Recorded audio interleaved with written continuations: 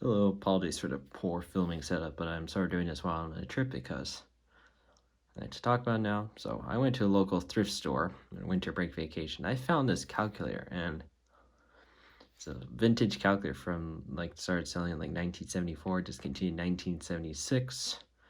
Lloyd's ACCUMATIC 304. And guess what? I found this at a thrift store for just $2, $2 Canadian. So very cheap, and that's late 2023, by the way. So this is the old way to switch it on, just power. Definitely an old display there. So yeah, you can do some of your operations, I don't know, 1 + 2 = 3, or 6 = 30, or whatever,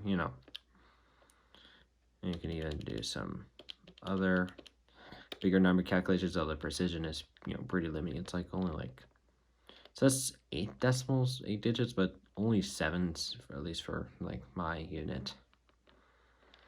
And of course, some things are a little bit backwards, I don't know, square root of 2.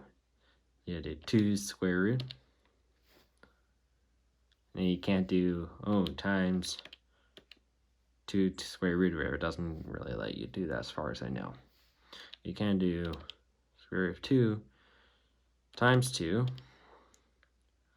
to divide by 4 to get 1 divided by square root of 2, or square root of 2 over 2 if you like to rationalize the denominator. And some other, so let's just type in a really big number. Let's add 1 to it. You kind of get a precision error of some kind, and you can do some weird stuff, and it will overwrite some of the digits. Clear that. Okay, a hole in there's a little light there. Anyways, let's go really small. Negative, you can do negative first or after you enter the number. It's interesting. Let's subtract 1. You'll now get the E error, and same thing again. Digits can get a bit weird whatever if you hold down keys. In case you're wondering what this percentage thing does, it's also a bit funny, but let's say I have something like $4 and I want to add tax. It's 12% where I am at. Let's do that. $4. It does actually let you type in extra zeros and stuff, and it saves it.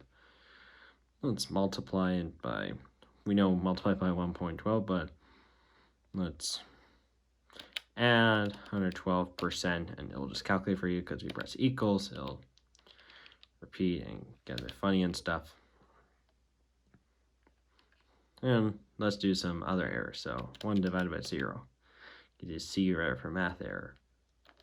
How about -1? Oh, -1 equals, or refresh that, or -1 square root that. Yeah, because you have an imaginary number, and well, this thing I don't think supports that. Anyways, here's a full guide at the back. I'll just hover it up and put it up on screen here. And here's a battery.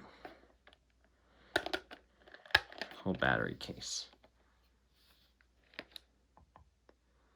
I'm really bad at battery types, but those are the battery sizes.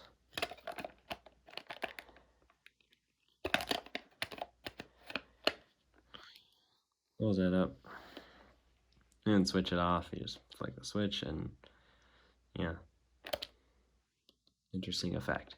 All right, thanks for watching this quick little silly video.